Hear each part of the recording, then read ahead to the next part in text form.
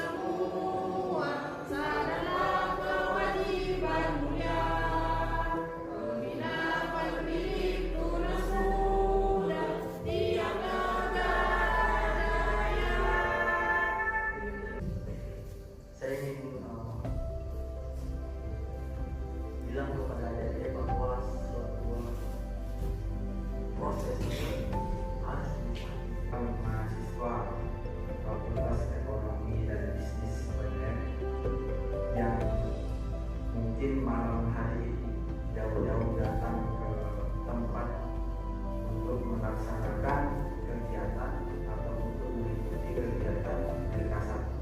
Kalau sudah dipolitisasi, saya cukup mengerti tentang pendidikan. Pendidikan itu tidak pernah bicara tidak diartikan yang namanya uang misalnya.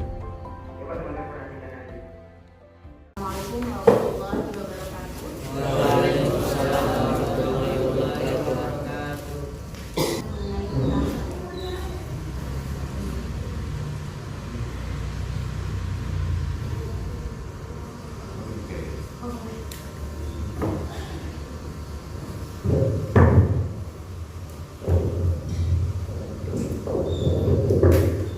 Assalamualaikum warahmatullahi wabarakatuh. Waalaikumsalam warahmatullahi wabarakatuh. Alhamdulillahirrahmanirrahim. Wassalamualaikum warahmatullahi wabarakatuh. Sayyidina wa maulana Muhammadin wa alihi wa sahbihi ajma'in.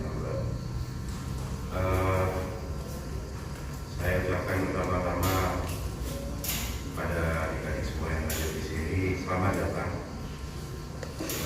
Selamat ber-HMI. Semoga ini menjadi awal yang baik dan akan bermanfaat. Percayalah bahwa ber-HMI itu bermanfaat. Bahkan sampai hari ini, kalau kita lihat petinggi negeri ini, bahkan sekarang calon dari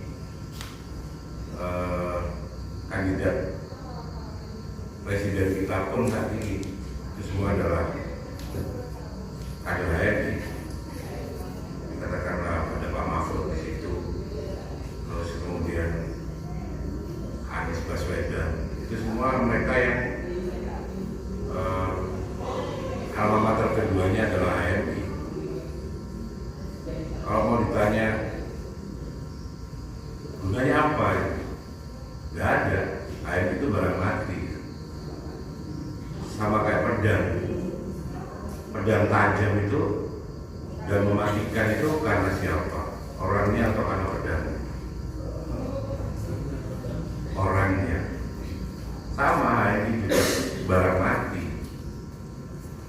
Saya percaya ini ada tempat proses yang luar biasa di tengah jalur balutnya sekarang kehidupan. Tapi nggak apa-apa, memang hidup harus kacau ini biar nubuah Nabi itu benar semua bahwa ada laki-laki seperti perempuan, perempuan seperti laki-laki, orang tua melahirkan raja, sudah terbukti semua. Ada pemimpin yang dolim dipuja, orang sudah makin takut menyuarakan kebenaran. Itu sudah tanda-tanda zaman akhir dan kalian ada di dalamnya sekarang. Jadi saya nggak berlama-lama lagi, saya cuma menguatkan hati kalian bahwa memang sekarang diharapkan memang sistem pendidikannya juga dipolitisasi. Bagaimana tidak, mahasiswa yang dulu katakanlah bensin naik, semua turun ke jalan dan bisa memacetkan ekonomi. Bahkan sekarang mahasiswa nggak pernah peduli mau naik berapa kali, karena apa? Mereka sudah nggak peka. Mereka nggak sadar bahwa harga naik, ekonomi sulit, kuliah mahal itu akibat dari keputusan politik orang-orang yang serakah. Dan kalian tidak ada yang bersuara, bahkan berpihak pun tidak. Bahkan hanya untuk mengatakan tidak setuju saja sekarang sudah tidak berani. Padahal Bung Karno memang sampai hari ini relevan ketika bicara mahasiswa adalah agent of change. Tapi ketika HMI pada saat itu mengganggu kekuasaannya, sampai ada kata-kata Bung Karno, satu-satunya kata-kata Bung Karno yang alhamdulillah tidak terjadi, itu bubarkan HMI. Alhamdulillah nggak bubar sampai sekarang umur 76 tahun. Jadi betapa saat itu ketika penguasa itu pusing sampai kasarnya mau membubarkan HMI, bagi HMI saat itu ada isinya enggak? Ya. Nah, saya harapkan sekarang kalau mater kedua kalian ini, kalian bagaimana akan peka. Sedangkan kalian bersuara dia tidak boleh kalau. Ya ini alma mater kedua kalian. Kalian memang bisa kuliah, tapi apakah kalian sadar orang tua kalian di rumah apa nggak membanting tulangnya sampai berkeping-keping untuk supaya bisa kalian kuliah? Terus tadi seperti Kanda Adam tadi bilang kalau bahwa pendidikan ini ya bagian dari politik.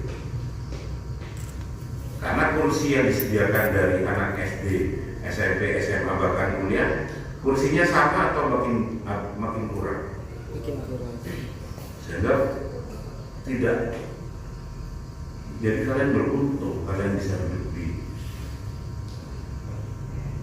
kampus yang itu buat orang adalah barang mewah. Dan kalau kalian yang punya kesempatan untuk duduk di kursi kalian, di kelas-kelas kalian, kemudian kalian hanya melihat diri kalian tapi tidak punya empati pada mereka yang bahkan untuk sekedar hidup aja tidak sanggup. Terus di mana letak kalian mau disebut sebagai manusia? Pendidikan, kesehatan, makan itu semua adalah hak dasar manusia dan mestinya orang nggak usah kerja keras untuk itu. Mestinya tidak usah kerja keras untuk kalian sekolah, untuk ketika kalian sakit, karena memang itu sebuah kewajiban negara untuk mensupport itu. Buat apa kita ada negara kalau kita sama-sama harus berjuang sendiri mendapatkan hak dasar kita? Bahkan Islam mengajarkan ketika ada orang meminta makan, kalian berkewajiban apa? Memberi. Sedangkan kenyataannya sekarang ketika kalian ngomong saya tidak sanggup kuliah, saya tidak sanggup sekolah, apakah negara peduli? Tidak. Kita semua harus bergerak sendiri. Itu yang kalian harus kritisi. Setidaknya kalian kayak teman kalian demo nggak bisa, setidaknya kalian berpihak bahwa kalian adalah yang berada di pihak yang harusnya disupport, yaitu apa? Orang miskin dan terlantar. Itu konstitusi yang perintahkan. Itu konstitusi yang perintahkan. Sama ketika kemarin kita membela Palestina atau membela Israel, ya jelas Palestina goblok. Israel sampai hari ini kedutaan besarnya pun tidak pernah ada, karena Bung Karno tidak pernah menganggap mereka eksis. Mereka tidak dianggap pernah ada. ada. Udah jelas gitu masih tanya, saya bela Palestina apa bela Israel. Itu konstitusi. Kalau kalian masih mengaku diri kalian orang Indonesia, sudah pasti bahwa semua penjajahan di atas dunia itu harus dihapuskan. Sudah jelas itu. Siapapun yang terjadi harus kita bela. Dan dari kita harus mendukung. Mendukung sendiri apa? Ya karena itu konstitusi kita. Sama ketika kita masuk ke ASI, bertanggung jawab atas apa? Masyarakat adil dan makmur yang diridhoi Allah Subhanahu wa taala. Minimal kalian berpihak ke situ. Bahwa kalian berpihak pada yang pro terhadap bagaimana rakyat itu terwujudnya masyarakat adil dan makmur. Itu konstitusi soalnya. Pasal apa? Keadilan sosial. Sekarang adil enggak? Ya sudah, itu sudah. Itu pertanyaan besar kalian diawali dari situ. Kenapa sekarang kok ada bedanya? Apa masalahnya? Apa orang tuh kalau miskin terus mereka nggak boleh sakit kanker gitu? Sakitnya harus cuma gatel-gatel sama gudik aja. Itu mestinya pertanyaan kita diawali dari situ. Sehingga saya menyebutkan bahwa saya kebagian stadion general jadi karakter building mahasiswa ekonomi dan menuju muslim intelijensi. Bersyukur kita. Poin pertama adalah beruntung sekali sebagai muslim kita diberikan sebuah jalan yang luas untuk memiliki intelijensia. Intelijensia tertinggi itu apa? Pengetahuan yang kamu miliki itu bisa relate untuk menyelesaikan kenyataan di lapangan. Kamu harus bersyukur kepada Allah bahwa ayat pertama muncul ada apa? Apa? Iqra, bacalah atas nama Tuhanmu. Clear. Kata Nabi, aku nggak bisa baca. Yang kamu baca tidak hanya huruf, paham maksudnya? Kehidupan ini. Huruf hanya bagian kecil dari yang bisa dibaca. Mata kalian adalah scan, bahkan barcode pun bisa dibaca. Yes. Kalian bisa scan langit, bumi, semua isinya ini. Dan gak ada ruang untuk bahwa kamu berislam, kamu sebagai muslim, kamu gak boleh bodoh. Iqra bismi rabbikal ladzi khalaq. Baca atas nama Tuhanmu. Kata Nabi, aku gak bisa baca. Makanya kalau ada ngomong, aku gak mau Tuhannya nabinya orang Islam. Buta huruf, tapi gak buta barcode. Asik kan? Karena semua bisa di-scan, brother. Banyak sekarang orang bisa baca tapi bisa baca kenyataan enggak? Iya. Jadi tidak ada celah dan alasan bagi seorang muslim itu bodoh. Karena kita sudah dibekali, bacalah atas nama Tuhanmu. Yang kamu baca tidak hanya huruf. Huruf itu hanya bagian paling sederhana. Kalau kalian belajar ilmu isim, fi'il, huruf itu hanya bagian kecil. Bicara hidup itu ada masa lalu, kini dan masa depan. Masa lalu adalah pelajaran, masa kini adalah perjuangan untuk mencapai apa? Masa depan yang penuh harap. Yes. Yang kedua, Nabi dan para sahabat selalu memuliakan ilmu. Terbukti yang dibangun adalah masjid tidak hanya simbol sebagai tempat ibadah, tapi merupakan taman-taman surga, di mana memiliki majelis-majelis ilmu sebagai simbol peradaban yang maju. Nabi sudah ngajarin 1000 berapa? 400 tahun, hampir 1500 tahun yang lalu. Nabi membangun masjid-masjid sebagai tempat apa? Beribadah. Mahdoh kan? Oh itu mahdoh. Ya harus ingat. Majelis-majelis ilmu tiap hari bercerita tentang ilmu, tentang pengetahuan. Jadi tidak ada alasan bahwa kita bodoh, tidak ada alasan. Sehingga dari awal yang ketiga adalah dari awal peradaban Islam tidak hanya merupakan sebuah keyakinan, tapi melainkan lebih dari itu, yaitu merupakan jalan hidup di mana urusan ibadah sampai masalah keseharian sekecil apapun dan sederhana apapun dibahas kan? Soal pipis dibahas kan? Terus sekarang kok ngomong pisahkan itu agama dari politik? Goblok gak? Kalau buat agama lain mungkin boleh dipisah. Tapi seorang muslim yang berislam, mereka punya standar yang sama,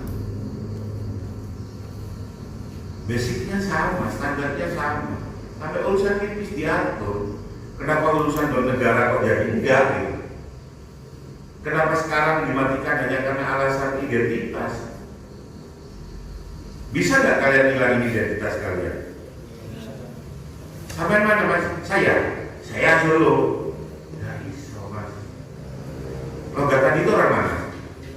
Sudah iya sama kayak kita nggak bisa meninggalkan primordial kita.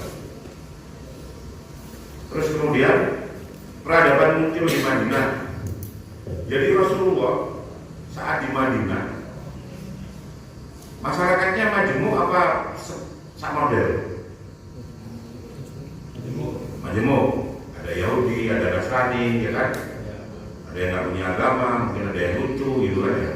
Tapi beliau sudah bisa membuat apa? Piagam Madinah, civil society sendiri di era itu.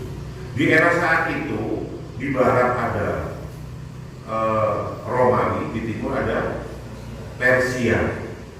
Akhirnya Rasulullah kirim apa? Surat kepada dua raksasa itu. Pada saat itu terjadi Raja Persia, Kaisar Persia langsung, Raja Persia langsung sobek-sobek suratnya Nabi. Dan kata Nabi apa? Bahwa Persia, Nabi bernubuat bahwa Persia akan hancur berkeping-keping seperti suratku yang mereka sobek. Kebukti nggak? Persia nggak pernah bangkit lagi kan? Kayak ada lagu hancur dan tak bangkit lagi. Tapi Kaisar Herasklius pada saat itu siapa anak muda ini? Sampai mempertanyakan apakah ini sampai ada ketertarikan pada sosok Muhammad. Tapi lagi-lagi ada sebuah cerita ketika Nabi sedang menggali parit pada saat perang Khandaq. Nabi ditanya, mana dulu yang jatuh antara Persia dan Romawi? Nabi ngomong, mana dulu? Mana dulu? Persia. Kenyataan, yang Umar bin Khattab Persia jatuh. Romawi tunggu berapa tahun? 800 tahun. 800 tahun